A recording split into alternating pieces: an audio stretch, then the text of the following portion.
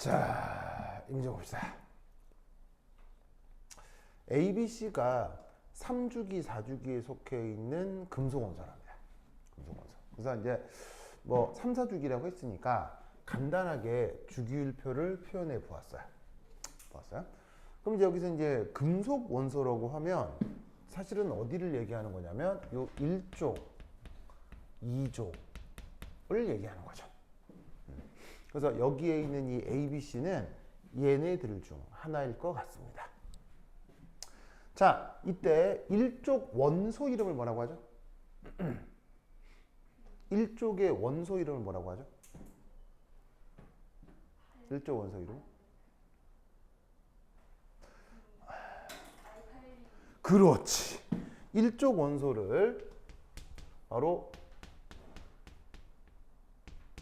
알칼리 메탈이라고 하죠. 일족 원소를 알칼리 메탈이라고 하죠. 그리고 이족 원소를 뭐라고 하죠?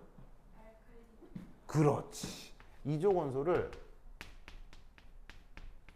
알칼리 얼스 메탈이라고 하죠. 얼스는 왜 붙어요?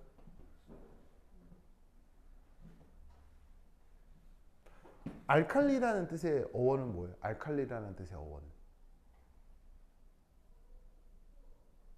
염기성이라는 뜻입니다.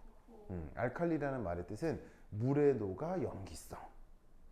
그래서 어떻게 되냐면 알칼리라는 말의 뜻은 물에 녹아 염기성이 된다 라는 뜻인데, 예를 들어 뭐 이런 반응이 있잖아요. 뭐 소디움을 물에 녹인다.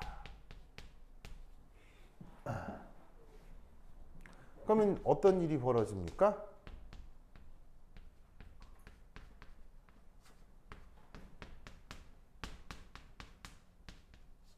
이런 반응이 되죠. 그래서 알칼리 금속을 물에 반응을 시키면 뭐가 만들어져요? 가장 특징적인 게 수소기체가 만들어집니다. 수소기체가 만들어지고 동시에 뭐가 만들어져요? 이런 식의 Na 플러스 OH 마이너스 이런 수산화물이 만들어지는데, 이 OH 마이너스가 무슨 성을 가져요? 이게 염기성을 갖는다 이런 말이죠.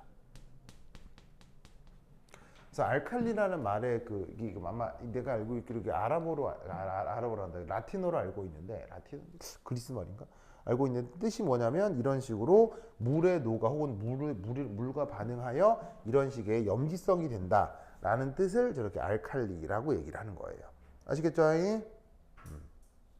그런데 이제 이족 원소는 그 중에서도 알칼리 어스 메탈이라고 하잖아요. 어스, 그렇죠? 그럼 여기서 어스의 뜻은 뭐냐면 요거예요, 요거. 흑토를 영어로 earth라고 합니다. 아시겠죠? 즉 무슨 말이냐면 우리 지표에는 흙이 있잖아요. 그 흙에 많이 포함되어 있는 금속이다 라는 뜻으로 earth metal이라고 하는 거예요. 무슨 말 알겠죠? 그래서 이제 지구에 왜 흙, 모래 뭐 그런 것도 있잖아. 거기에 저 알칼리 토금속들이 많이 들어있어서 이름을 흑금속 이렇게 이름을 지은 거야. 알겠지? 이런 정도는 알아두시기 바라고. 어쨌거나 이제 여기서 오 깜짝아.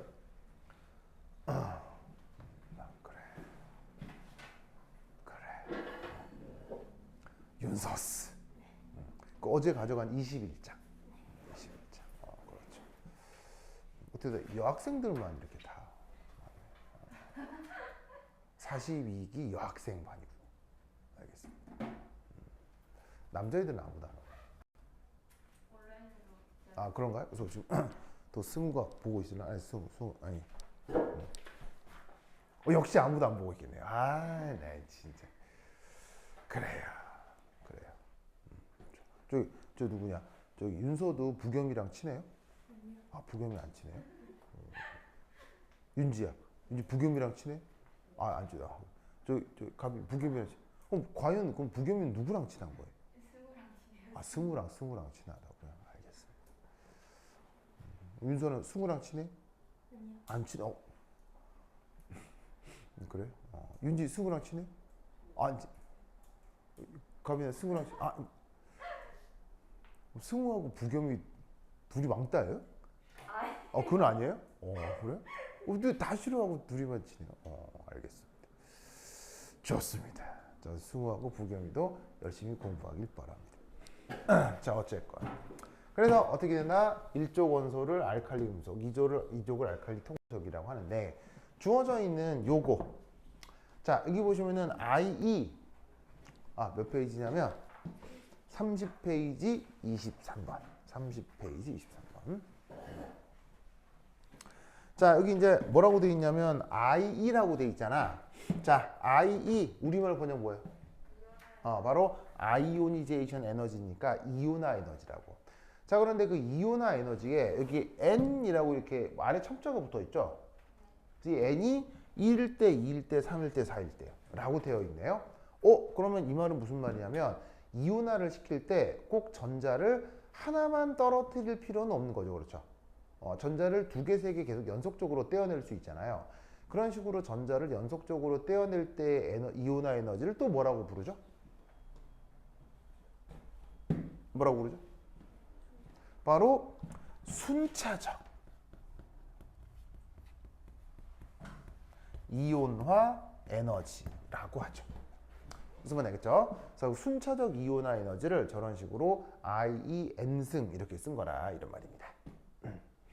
알겠죠? 그래서 저 순차적 이온화 에너지라는 저 말 기억해 두도록 하시고요. 자, 그러면 이제 자, 이건 지워도 되겠죠? 이거 줄게요. 이거 줄게요. 지우자.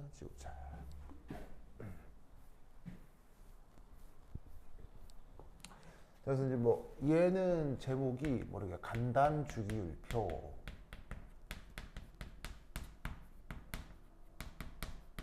라고 하고 이제 두 번째 저기에 있는 순차적 이온화 에너지 표현을 해볼 건데 순차적 이온화 에너지 영어로 순차적 이온화 영어로 어떻게 뭐라고요? 윤지스 영어로 버르버르버르바 successive라고 합니다. successive 아이오니제이션 에너지라고 합니다. 자, 얘의 특징을 좀 살펴볼 건데 우선 첫 번째 1. 순차적 이온화 에너지는 같은 원소에서 항상 어떻게 된다? 커지죠. 동일 원소에서 항상 증가하죠. 기억납니까? 이거는 뭐 옛날에 다 배웠었던 것 같으니까. 그래서 어떻게 되느냐? 동일한 원소라면 무조건 첫 번째보다는 두 번째, 세 번째 등등등 해서 계속 커지죠. 자, 왜냐하면 전자를 떼어내면 낼수록 어떤 일이 벌어지죠? 전자를 제거하면 제거할수록 기존 전자들은 많아져요, 적어져요? 전자를 떼어내면 떼어낼수록 기존 전자들이 적어지잖아요. 그럼 기존 전자들이 적어진다는 얘기는 전자의 가림 효과가 어떻게 된다는 얘기예요? 가림 효과가 작아지고 전자 가림 효과가 작아질수록 남아있는 전자에 대한 유액전하가 어떻게 되겠어요? 유액전하가 점점점 커지겠죠. 그래서 전자를 추가적으로 제거하기가 더더욱 어려워지기 때문에 무조건 동일 원소에서는 순차적 이온화 에너지가 항상 증가한다. 그리고 이때 여기서 이 순차적 이온화 에너지는 어떻게 되느냐? 원자 내부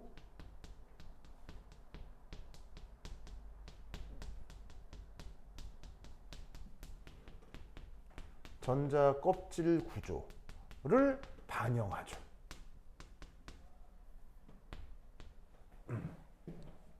그래서 어떻게 되느냐? 최외곽. 자, 여기 보시면 원래의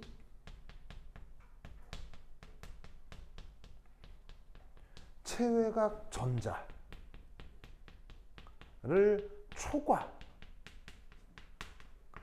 초과하는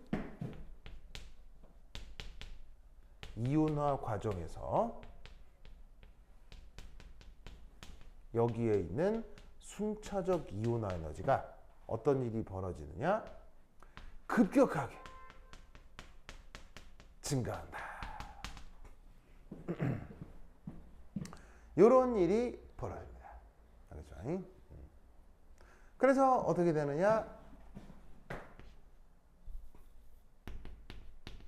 지금의 경우. 자, 여기 잘 보시면 A, B, C 세 가지가 있죠? A, B, C 세 가지가 있는데 이때 자, A는 첫 번째 이온화 에너지, 두 번째 이온화 에너지, 세 번째 이온화 에너지, 네 번째 이온화 에너지.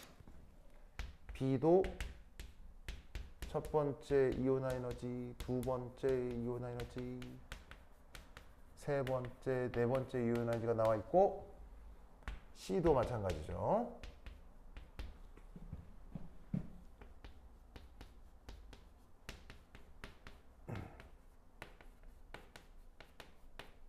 나와 있는 데이터는 뭐 아니나 다를까 뭐 어쨌건 계속 증가합니다.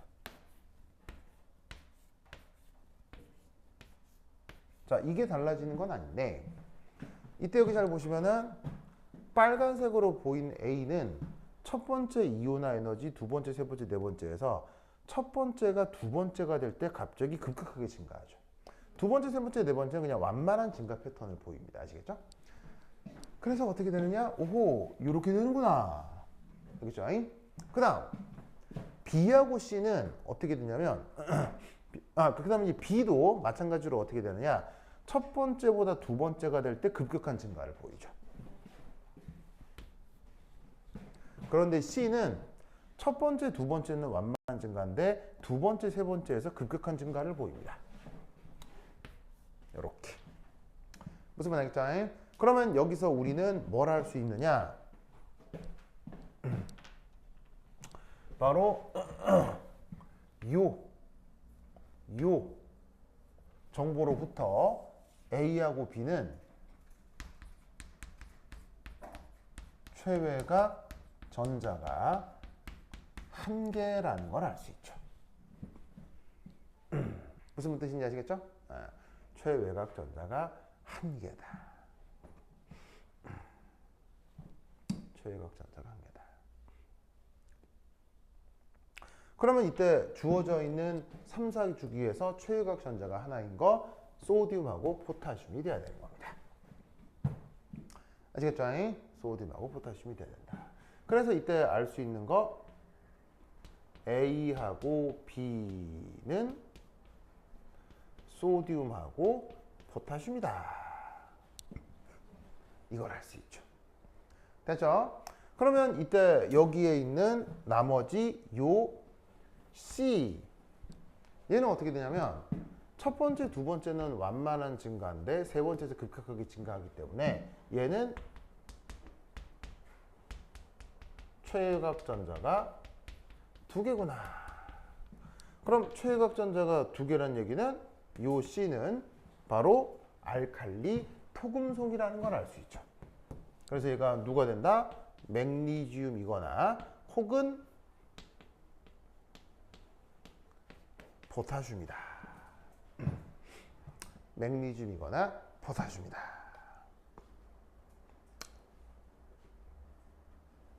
됐죠?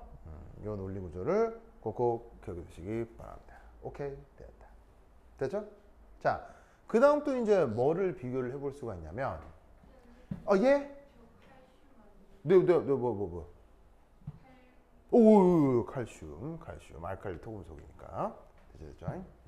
좋아. 자, 그 다음 또 이제 뭘 할 수 있냐면, A하고 B는 소디움 아니면 포타슘이라고 했죠? 자, 그런데 이때 A하고 B를 비교하면 첫 번째 이온 에너지 A하고 B의 첫 번째 이온화 에너지를 비교하면 누가 작고 누가 더 커요? 노란색으로 표현된 이 B 값이 조금 더 크죠? 맞습니까? 조금 더 크죠? 그럼 이때 소듐하고 포타슘 둘 중에 이온화 에너지는 어느 쪽이 더 커야 돼요? 소듐하고 포타슘은 이온화 에너지가 어느 쪽이 더 커야 돼요? 자, 소듐하고 포타슘은 이온화 에너지가 소듐 쪽이 커야 되죠. 왜냐? 이온화 에너지는 같은 족에서 원자 번호가 증가할수록 이온화 에너지가 감소하니까요. 그러니까 포타슘보다는 소듐이 이온화 에너지가 더 커야 된다. 그러면 둘 중에 어디가 더 크다? 이쪽이 크니까 B가 뭐라는 걸 알 수 있어요? 소듐이구나. 그리고 A가 포타슘이구나. 라는 것을 이제 인덱싱을 할 수 있다. 이런 말이죠. 됐죠? 됐죠? 그래서 어떻게 된다? A가 포타슘, B가 소듐이라는 걸 알 수 있습니다. 됐죠? 자, 그런데 A가 뭐라 그랬어요? 원자 번호가 뭐 하다 그랬죠? A가 원자 번호가 제일 크다고 그랬죠? A가 원자 번호가 크다면 C는 누구하고 누구야 돼요? 맥니듐하고 소듐이잖아. 맥니듐 아니면 칼슘이잖아. 맥니듐 원자 번호는 얼마예요? 11. 칼슘 원자 번호는 12죠. 그러면 11, 12에 대해서 소듐하고 포타슘을 비교하면 소듐이 11번이고 포타슘이 19번이잖아.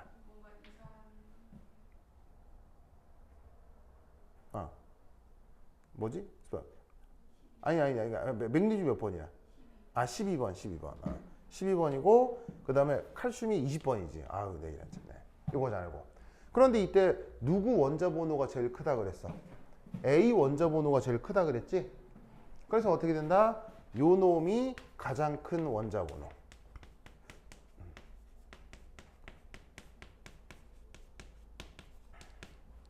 그럼 이때 누구는 기각돼야 되겠어요? 칼슘은 기각돼야 되니까 C가 바로 누구다? 맥니듐이다. 라는 것을 알 수 있다. 이런 말이죠. 됐죠? 됐죠? 요 논리 구조를 극극 개구시기 바랍니다. 오케이, 됐다. 됐죠? 몇 가지 쓰셨습니까? 썼죠. 자, 고다음. 요 중간 지운다. 중간 지운다. 지우자.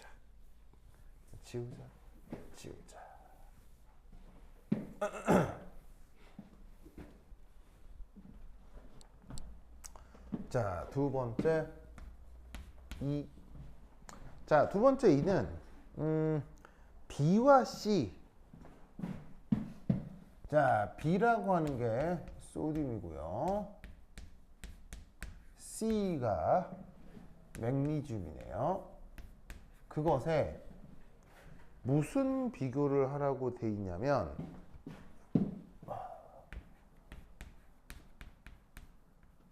일렉트론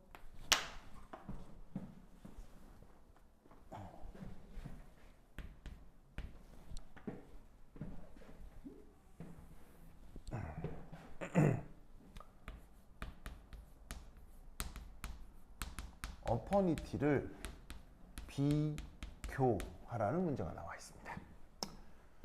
자, 일렉트론 어퍼니티 우리말 번역 바로 그 유명한 전자 친화도 비교. 자, 그럼 이제 결국 누구하고 누구? 소듐과 맥니듐에 대한 얘기인 건데, 자, 첫 번째 1. 소듐의 경우 생각을 해보겠습니다.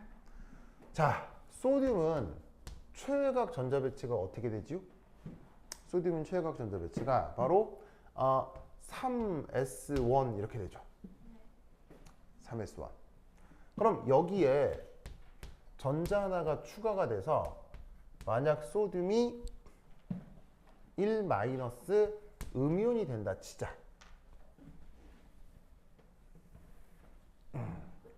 그럼 이때 얘 전자 배치는 어떻게 되겠습니까?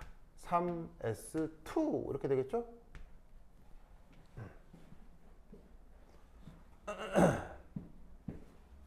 됐죠? 이때 여기에 있는 이 S오비탈은 어떤 효과가 나타날 수 있냐면 S오비탈은 기본적으로 침투 효과가 크죠. 침투 효과가 크기 때문에 이 주어져 있는 전자의 유효 핵전화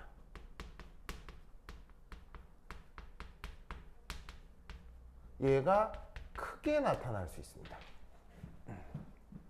침투 효과라는 게 뭐예요? 원래 전자가 가진 평균적인 거리가 있는데 핵으로부터의 그 평균적인 거리보다 핵 안으로 쑥쑥 들어가서 발견되는 효과를 침투 효과라고 하죠. 그 침투 효과에 대해서는 이제 뒤에서 다시 한번 말씀을 드릴 건데 어쨌거나 그런 침투 효과 때문에 S오비탈에 들어간 전자는 유효액전화가 크게 나타날 수 있다 이런 말이죠. 뭔 말인지 아시겠죠? 알겠죠? 그러다 보니까 요 주어진 과정은 어떻게 되느냐? 연력학적으로 안정화될 수 있다. 그 연력학적으로 안정하다는 얘기가 바로 이 주어진 과정이 발열일 것이다. 발열일 것이다. 그래서 그 발열의 정도가 어느 정도 되려나? 가만히 있어보자. 시분 여기 있구나. 그 정도가 그래서 데이터 찾아봐야지. 데이터 어디 있더라? 데이터 나와라 데이터. 그 정도가 소듐이 한 53 정도가 돼요. 53.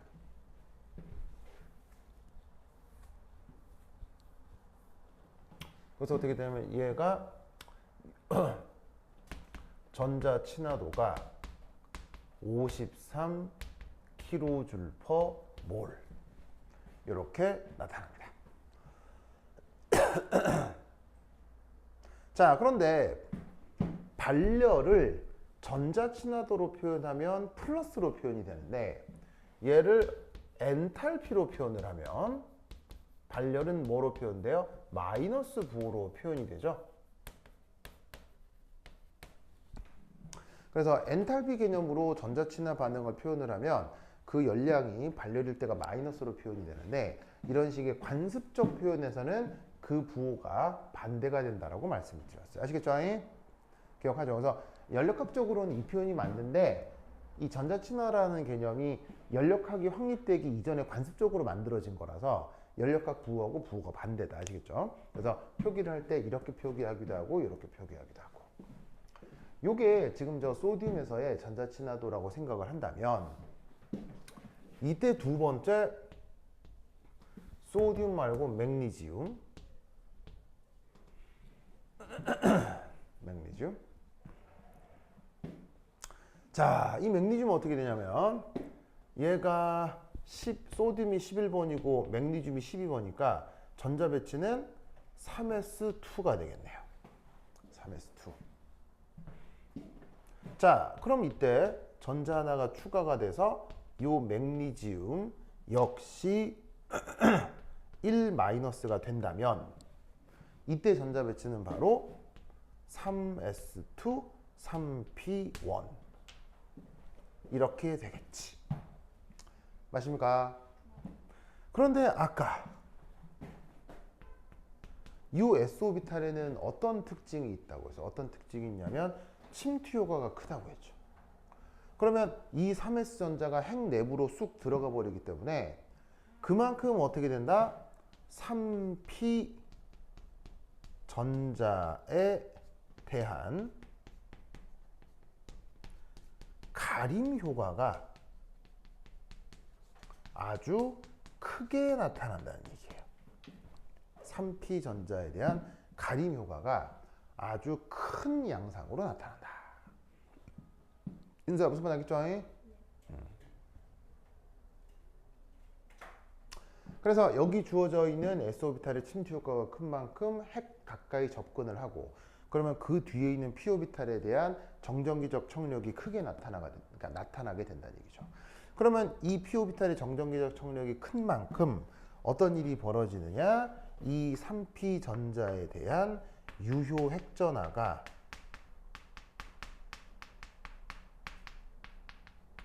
매우 작아질 수 있다. 이런 말이죠. 아시겠죠? 그래서 소듐과는 달리 이 맥니듐은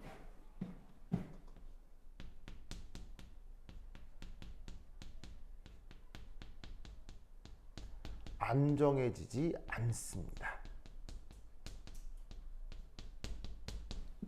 안정해지지 않는다? 다른 말로 무슨 말이냐면 얘는 흡열 반응입니다.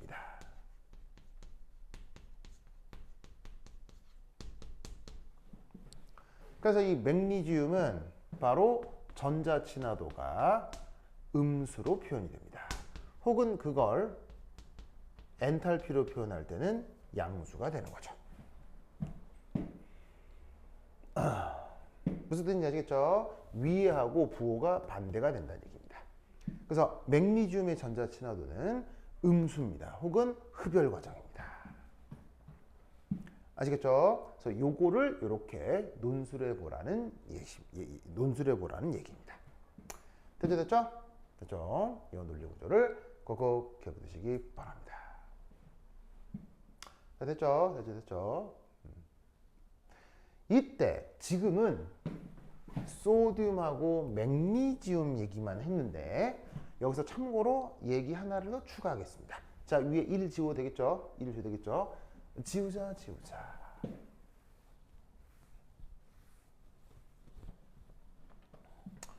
3. 자, 세 번째는 뭐냐면 18쪽 원소 이름 뭐라고 하죠? 18쪽 원소 이름 뭐라고 하죠? 비활성 기체라고 하죠. 그 18성 비활성 기체 영어로? 그렇지, 노블 게스.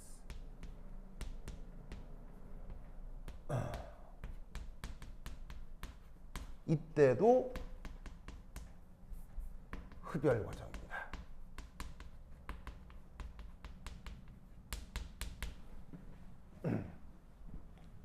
그래서 방금 말씀드렸던 맥니듐만 그런 게 아니라 그리고 이제 맥니듐을 넘어서 사실은 누구도 다 그렇다라고 얘기하면 되냐면 이족 알칼리 토금소 모두 전자 친화 과정이 흡열이다 이렇게 얘기를 해도 되는 거예요. 그렇죠? 살짝 알 수도 있는데 뭐 이족 알칼리 토금속은 웬만하면 다 전자 친화 과정이 흡열입니다. 마찬가지로 18쪽 비활성 기체도 마찬가지인데 자, 예를 들어 뭐 10번의 니온 10번의 니온 예로 들어봅시다. 자, 니온 최외곽 전자배치가 어떻게 됩니까? ES2 EP6 이렇게 되죠? ES2 EP6 자, 여기에 전자 하나 채웠어요. 그러면 니온 1-가 될 텐데 그럼 전자 배치가 ES2 EP6 3s1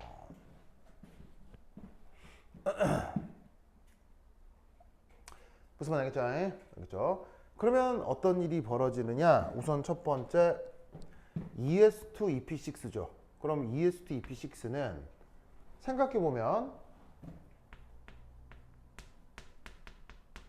완전히 채워진 전자 배치죠. 맞습니까? ES2 EP6는 두 번째 껍질에 전자가 들어갈 수 있는 모든 전자가 다 들어가 있는 거 아니에요. 그럼 이렇게 전자가 완벽히 채워질 경우 어떤 일이 벌어지냐면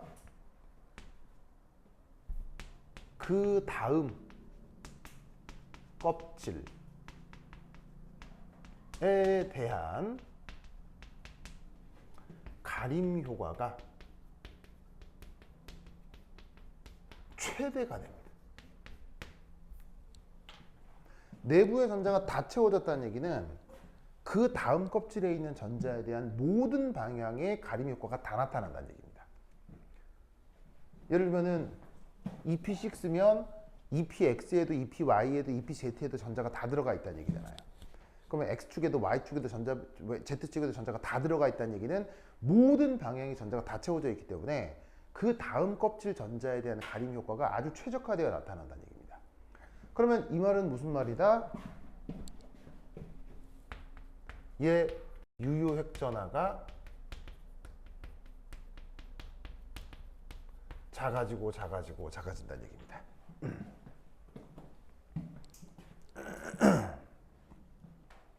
뭔 말인지 아시겠죠? 알겠죠? 그러다 보니까 18쪽 비활성 기체 같은 경우는 전자를 받아들이게 되는 저 전자 친화 과정이 항상 흡열이 됩니다. 그 흡열을 표현하는 방법은 전자 친화다라고 하면 음수고 엔탈피로 표현을 하면은 양수고. 그래서 방금 말씀드렸던 것처럼 2족 알칼리 토금속하고 18족 노블가스는 전자 친화 과정이 항상 흡열이 된다라는 것을 꼭 기억해 두시기 바랍니다. 오케이, 됐죠? 자, 쓰였어요? 쓰였죠? 자, 필기 마무리하시고.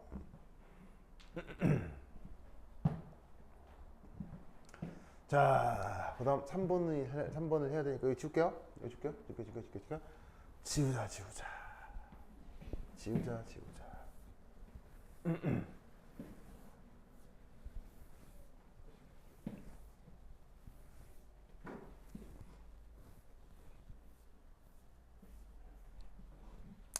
그 다음 세 번째. 자, 세 번째는 뭐냐? 세 번째는 C와 옥시젠의 화합물.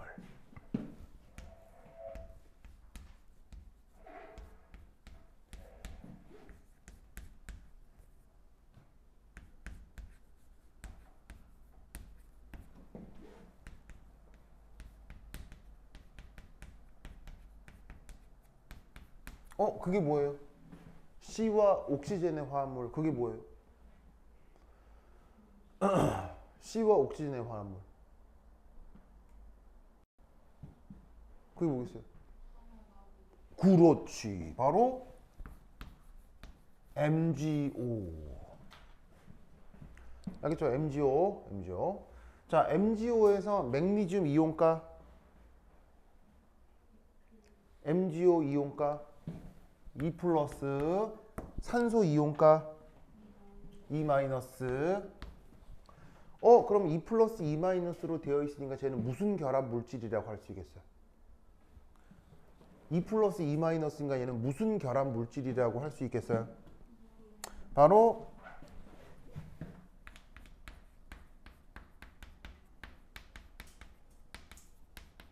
이온 결합 물질이라고 할 수 있겠죠? 그러면 이온 결합 물질은 보통 25도씨 상온에서 무슨 상태로 보통 잘 나타나요? 이온 결합 물질은 무슨 상태로 잘 나타나요? 보통의 상태에서? 고체죠.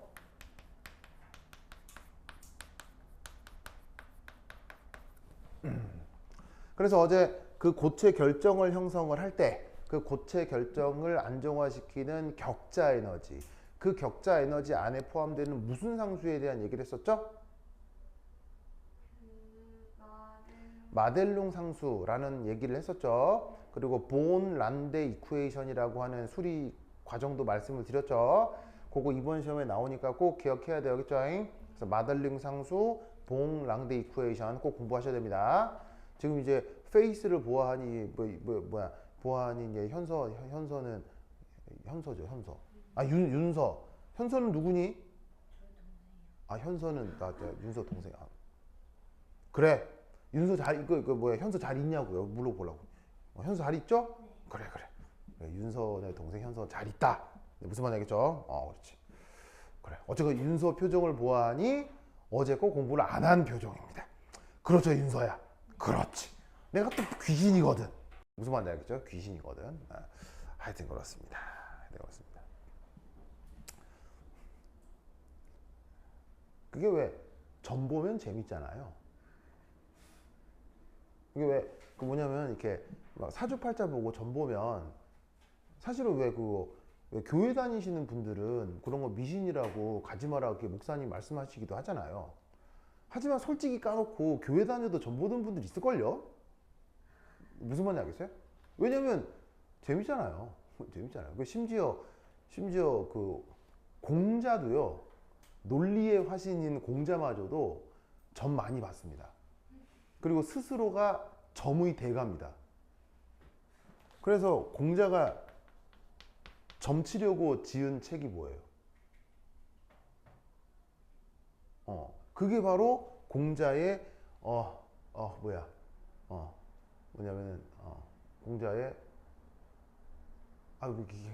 그래서 공자가 점 치려고 책도 쳤어요. 진짜 정말이에요. 책도 썼어요.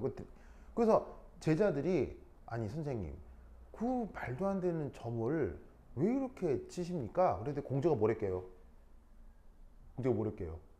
이게 공자의 그 얘기 논어에 다 나옵니다. 공자가 뭐랬냐면 재밌잖아. 정말입니다. 재밌잖아. 무슨 말인지 알겠어요? 정말입니다. 그래서 재밌어서 점친다. 뭐 그런 얘기하고 하거든요. 그래서 이제 사실은 재밌기 때문에 사실은 점 보는 건 뭐 할 텐데 그래서 요즘 TV에 보면 점 보는 그 예능 많이 나오잖아요. 그래서 유명한 점술가나 아니면 무당들이 나와가지고 막 하면은 막 그리고 연예인들이 점집 찾아가지고 점 보고 이러면 막 사람들이 맞아 뭘 하고 막 그러잖아요. 근데 말입니다. 글쎄요. 그 점술가나 무당들이 가지고 있는 어떤 무속의 세계를 내가 비판하고 싶지는 않아요. 뭐 있겠죠. 뭐 그게 왜냐면 틀린 거를 증명할 수가 없기 때문에 그게 뭐 덮어놓고 틀렸다 이렇게 함부로 말하기는 어려워. 그거 좀 그렇게 얘기하는 건 좀 틀렸다 이렇게 얘기하는 건 좀 너무 이제 뭐냐면 너무 강압적 태도 같고요. 그거에 대해서 사실은 별 언급을 할 수는 없지만 이게 나 정도만 돼도 여러분들의 표정 있잖아요. 그러니까 내가 강의만 30년 정도 했을 거 아니야.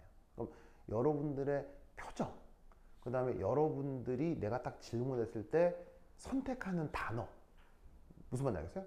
그것만 딱 봐도 어디까지 공부했는지 바로 느낀 거예요. 정말이에요. 그러니까 내가 어떤 주제에 대해서 다 묻잖아요. 그럼 여러분들이 라고 해가지고 뭐라고 또 단어를 선택해서 답을 하잖아? 그것만 딱 들어도 얘 어디까지 공부됐다. 그 이유는 모른다. 딱 느낌이 와요. 정말입니다.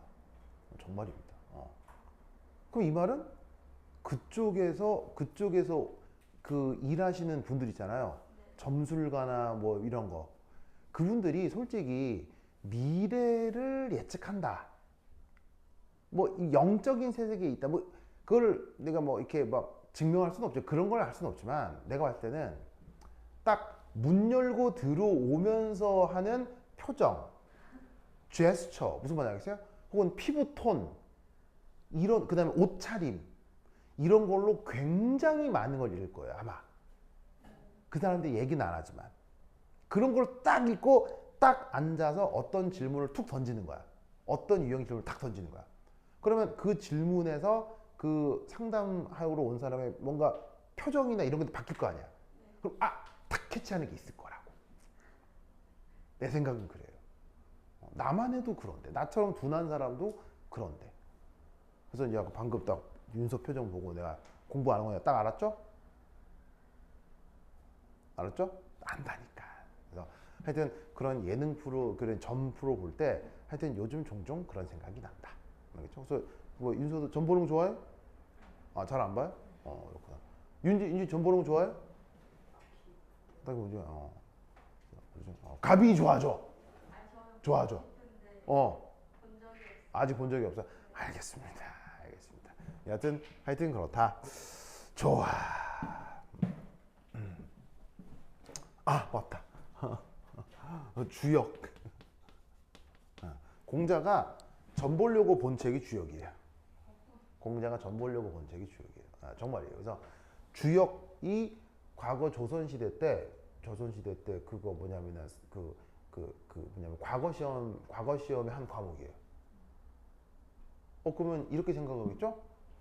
그러면 조선시대는 다 전 봐서 뭐 했나? 근데 놀라운 건 주역은 개인에 대한 점을 보는 게 아니에요.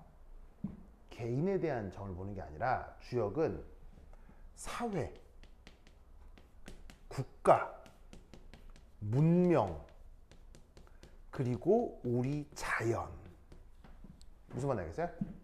그거에 대한 미래적 예측이에요. 그러니까 주역을 비과학이라고 생각하시면 안 돼요. 무슨 말 알겠죠? 그래서 그런데 이런 원리를 개인에게 적용한다. 그때부터 비과학이 되는 거예요. 무슨 말 알겠죠? 뭐 하여튼 그렇다. 그래서 갑자기 공자 얘기가 생각이 나네요. 자, anyway. 그럼 이때 여기서 맥니지움 옥사이드가 이온 결합 고체 결정이 될 텐데 그것에 대한 연력학적인 분석을 하여 보자 이런 얘기지. 자, 그럼 이때 첫 번째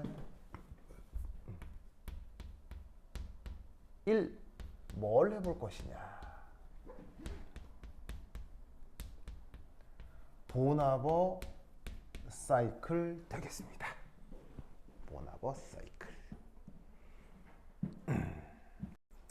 보이시죠? 보나버 사이클. 자, 그러면 이때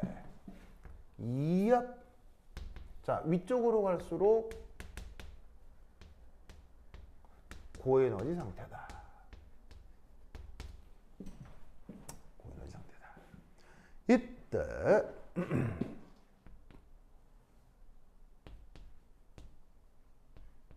짜잔, 맥니지움과 짜잔, 산소가 만약 이게 반응물이다. 그리고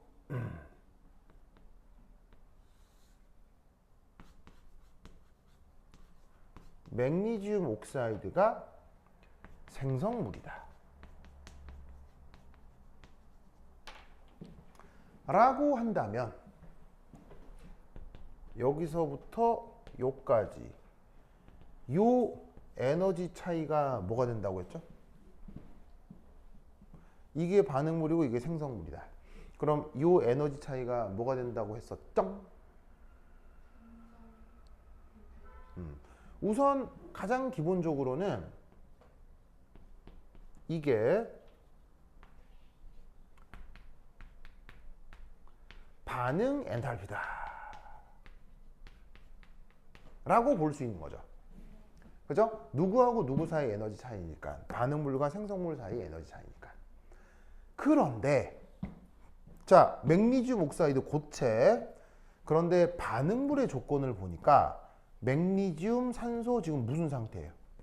어떤 물질들이에요? 어떤 물질들이에요? 바로 호돈소 물질이죠.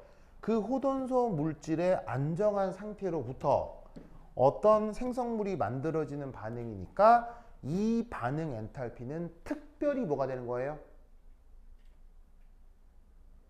얘네들이 호돈소 물질이니까 이 반응 엔탈피가 특별히 뭐가 되는 거예요? 바로 표준 생성 엔탈피가 된다고요. 표준 생성 엔탈피. 그래서 여기에 동그라미 표현한 건 표준, F라고 쓴 건 생성. 알겠죠? 그래서 보통의 반응 엔탈피인 건 맞는데 반응물의 조건을 보니까 안정한 호돈소 물질들이다. 무슨 말인지 알겠죠? 호돈소 물질들이다. 그러다 보니까 이 반응물이 지금 특별히 표준 생성 엔탈피가 되었다. 그리고 표준 생성 엔탈피라고 할 수 있으려면 생성물 앞에 화학양료 계수가 뭐가 된다고 그랬죠? 자, 다시 한번 윤지수. 표준 생성 엔탈피가 되려면 생성물 앞 계수가 뭐가 돼야 된다고 했었죠? 1. 알겠죠? 1. 현서 언니, 윤서, 오케이? 그렇지. 좋습니다. 그래.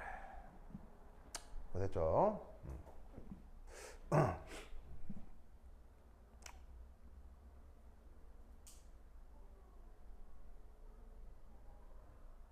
그 우리 집 이웃에 그 이제 따님이 현서가 있어요. 현서가 있어요. 그 현서하고 우리 집 딸들하고 친구인데 그 현서가 그 일본으로 유학을 갔어요. 그래서 뭐냐면 자기는 일본에서 공부를 해보고 싶다 해가지고 고등학교 마치자마자 그 J2인가 EJ인가 뭐 이렇게 일본어 시험을 해가지고 그 일본 어학원에서 공부를 한 다음에 일본 대학으로 이렇게 편입해서 들어갔어요. 거기서 막 공부를 하고 있어요. 갑자기 현서 하니까 그 현서가 생각이 나네요. 그래서 그 현서가 딱 이제 고등학교 마치고 대학 가자마자 이렇게 싹 고쳤거든요. 싹 고쳐가지고 좋아가지고 막 인스타에 자기 얼굴 올리고 막 이렇게 하여튼 그랬던 현서가 기억이 납니다. 윤서야, 네? 고등학교 마치고 이게 싹 한번 이렇게 손보는 거 어떻게 생각해요? 저요? 아니 그냥 보통 사람들 고등학교 마치고 대학 가기 전에 한번 싹 손보잖아요. 저는 약간 손 봐가지고. 그래요? 아니 뭐 그런 프라이버시까지 내가 굳이 알고 싶었던 건 아니. 알겠습니다. 알겠죠? 하여튼 그렇다. 갑자기 현서하니까 여러 가지 생각이. 자, anyway, 자 그래서 이제 이 반응물이 이제 생성물이 돼야 되는데 이때 이제 어떻게 돼야 되느냐? 우선 첫 번째, 짜자자잔. 자 여기서 어떤 상태를 하나 만들고 싶으냐면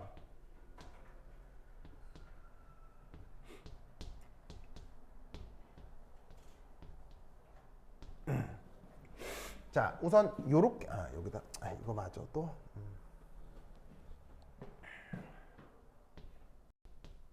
짜잔 여기서부터 요런 상태를 만들어 보고 여러분 앉아도 돼요? 내가 조금만 위에 그리려고 그래서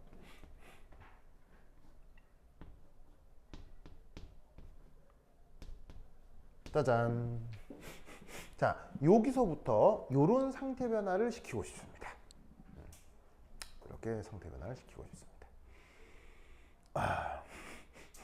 자 그럼 우선 기체가 되는 과정을 어제 뭐라고 했었죠? 승화 기억나죠? 자 그래서 승화 영어로 그렇지 서블리메이션 그래서 이때 어떻게 되느냐 여기서부터 여기까지가 어떤 에너지 변화가 생겨야 되느냐 바로 승화 엔탈피가 필요합니다. 누구의? 맥니지움에 됐죠? 자 그런데 여기서는 승화만 가정한 게 아니라 누구가 누구로 변했어요? 누구가 누구로 변했냐면 O2 가스가 산소 원자로 바뀌었죠. 그러면 산소 분자가 산소 원자가 됐다면 여기서부터 여기까지 어떤 에너지가 공급이 돼야 되겠어요? 바로 여기서부터 여기까지 결합 해리 에너지가 공급이 돼야 되겠죠? 그러면 이 경우 여기서부터 여기까지에 자, 첫 번째 1 결합 해리 에너지. 자, 누구가 누구? O2 가스가 두 개의 산소 원자가 되는 이 반응의 에너지가 결합 해리 에너지잖아요. 무슨 말 알겠죠? 그럼 이때 에너지 관계를 BE, O2의 BE라고 할 수 있는데 지금 산소 분자가 두 개의 산소 원자로 쪼개질 때가 결합 해리 에너지니까 지금 여기서부터 여기까지는 어떻게 해주면 되겠어요? 그 결합 에너지의 절반이다. 이렇게 해주면 되겠죠? 왜냐? 이 앞에 붙어 있는 화학 양로 개수가 2분의 1이니까. 그렇죠? 이 논리 구조를 꼭 기억해주시기 바랍니다. 오케이, 됐다. 됐죠? 그 다음 이제 여기서 뭐가 되어 나타날 것이냐? 이제 맥니듐이 이 고체 결정에 있는 이온가만큼 이온화가 되어서 2 플러스 양이온이 되어야 되겠습니다. 그러면 전자가 몇 개 떨어져 나온다는 얘기예요? 2개 떨어져 나온다는 얘기죠. 됐죠, 됐죠? 됐죠? 이때 여기서부터 여기까지 에너지 관계는 뭐죠? 여기서부터 여기까지 에너지 관계는 뭐죠? 바로 맥리듐 중성을 2 플러스 양이온으로 만들어야 되잖아요. 그럼 이때 어떤 에너지가 필요해요? 바로 이 맥리듐의 첫 번째 이온화 에너지와 두 번째 이온화 에너지가 다 필요한 거죠. 무슨 말 알겠죠? 됐습니까? 그래서 첫 번째 이온화 에너지가 가해지면 맥리듐에서 전자 하나 떨어져서 1 플러스 양이온이 될 거고, 거기에 두 번째 이온화 에너지가 또 추가가 되면 1 플러스가 2 플러스가 되면서 목적하는 이온가가 나타나게 된다, 이런 얘기지. 됐죠, 됐죠, 됐죠. 그 다음 이제 이놈을 어떻게, 이놈을 얘가 받아들여야 되겠죠. 얘가 받아들이면 그 다음 어떻게 되느냐, 바로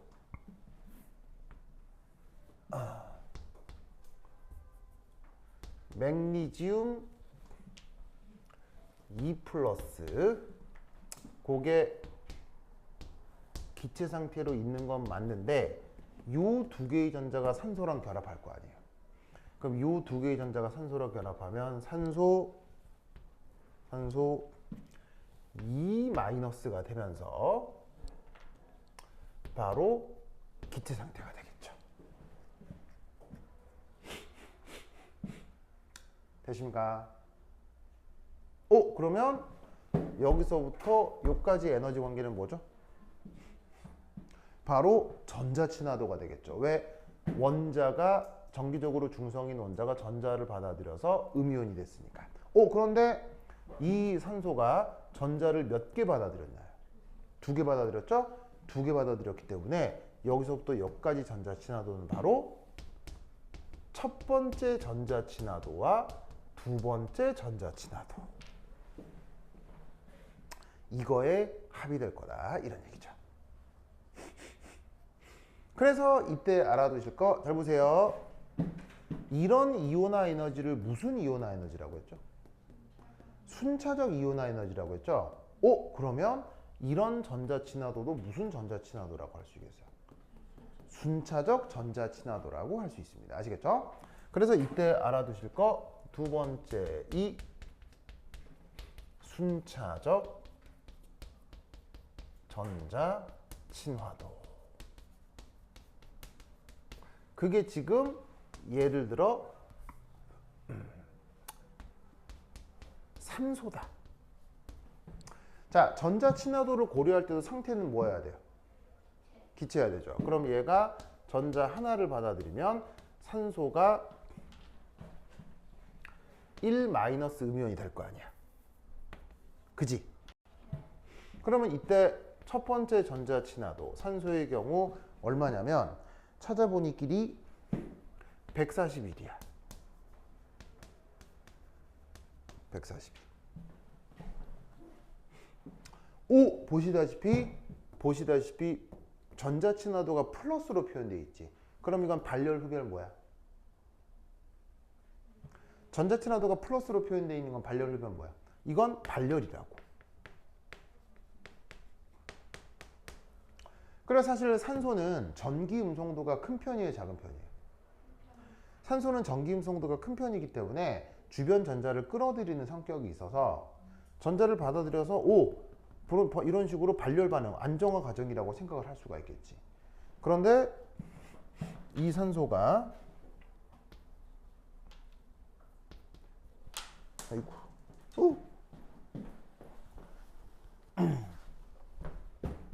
이렇게 1 마이너스 상태에서 전자를 또 받아들여서 산소 2 마이너스가 되었다 라고 했을 때의 두 번째 전자 친화도는 얼마냐면 마이너스 878입니다. 마이너스 878. 오! 전자 친화도가 마이너스라는 건 무슨 뜻이죠? 얘는 흡열이 된다는 얘기입니다. 흡열은 안정화 과정입니까? 불안정화 과정입니까? 불안정화 과정입니다. 놀라운 사실은 모든 원소의 두 번째 전자 친화 과정은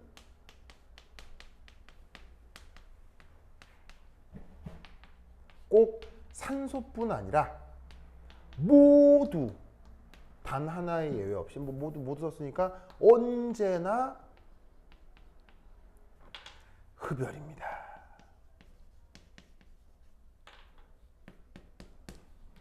그래서 전자 친화 과정은 첫 번째 전자 친화도만 일부 발열 반응이 될 수 있고 두 번째, 세 번째, 두 번째가 흡열이라면은 세 번째, 네 번째도 당연히 뭐가 돼야 되겠습니까? 세 번째, 네 번째도 당연히 흡열이 돼야 된다 이런 얘기예요. 뭔 뜻인지 아시겠죠? 알겠죠? 왜 그럴까요? 왜 두 번째부터는 모든 원소의 전자 친화도가 항상 흡열일까요? 왜일까요? 왜일까요? 그렇지. 바로 봐. 이미 이거 음이온이잖아요. 이거 전자잖아요. 둘 사이에는 인력이 있겠어요? 청력이 있겠어요? 이미 여기서 근본적인 청력이 나타나는 거예요. 그러니까 두 번째 이상의 전자 친화에서는 무조건 흡열이 됩니다. 뭔 말인지 아시겠죠? 알겠죠? 요 논리 구조를 큐큐 기억해 두시기 바랍니다. 오케이, 됐죠? 그래서 지금 잘 봐. 이 그림에서도 화살표 방향이 어때요? 화살표 방향이 위로 올라가 있잖아. 이 화살표 방향이 위로 올라가 있다. 다 위로 올라가 있는 건 발열 흡열 뭐야? 위로 올라가 있는 건 다 흡열이라고. 그래서 지금 첫 번째 전자 친화도, 두 번째 전자 친화도가 관련된 이 과정도 흡열로 그려놓고 있다 이런 말이에요.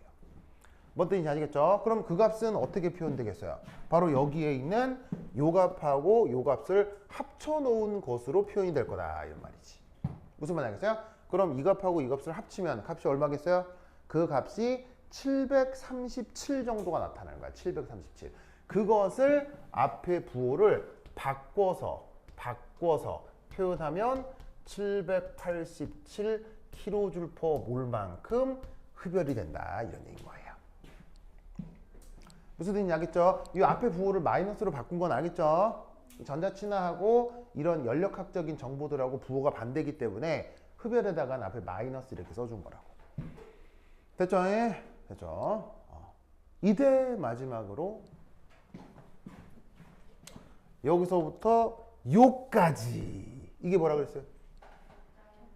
바로 이온인데 무슨 상태? 기체 상태. 이온 결합 물질인데 무슨 상태? 고체. 상태가 중요하시겠죠? 상태가. 그래서 기체 이온이 고체 이온 결합 물질이 된다. 이때를 바로 그 유명한 격자 에너지라 한다. 이런 말이죠. 알겠죠? 격자 에너지. 요 논리 구조를 꼭꼭 기억해 두시기 바랍니다. 그래서 이때 각각의 에너지가 거기 이제 교재에도 수록해 놓고 있는데 요 승화 과정이 어디 갔어? 승화 과정이 요게 150인 것 같고요. 그다음에 요게 결합 헤비 에너지가 300인 것 같아요. 300이고 그다음에 첫 번째 이온화 에너지가 이게 735, 두 번째 이온화 에너지가 1445. 그다음에 첫 번째 전자 친화도, 두 번째 전자 친화도 알려져 있고 격자 에너지가 3916. 요 값이 마이너스 3916이래요. 무슨 말 알겠죠? 알겠죠? 그래서 격자 에너지도 내가 뭐라고 말씀드렸냐면 격자 에너지는 기본적으로 매우 큰 발열 과정이라고 했죠? 기억나죠? 그럼 이때 150, 300 나누기 2, 735, 1445 더하고 787 더한 다음에 3916 빼주면 여기서부터 여기까지 에너지가 바로 나올 거다 이런 말이죠. 그래서 그걸 계산해 주면 교재에도 뭐 이렇게 계산을 해놨지만 마이너스 602 해서 요 값이 마이너스 602 kJ/몰이 나올 거다 이런 말이죠. 그래서 맥리듐 옥사이드의 표준 생성 엔탈피가 요 정도다. 아시겠죠?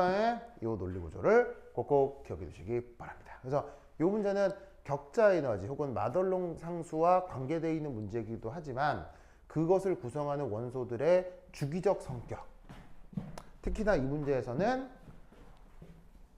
전자 친화도가 음수 혹은 흡열 과정이 되는 것에 대한 지식을 같이 꼭 기억을 해 두시기 바랍니다. 알겠죠? 복습 한번 할까요? 전자 친화도 흡열 반응이 되는 경우 뭐? 첫 번째? 전자 친화도 흡열 반응 되는 거 첫 번째? 알칼리 토금속. 두 번째?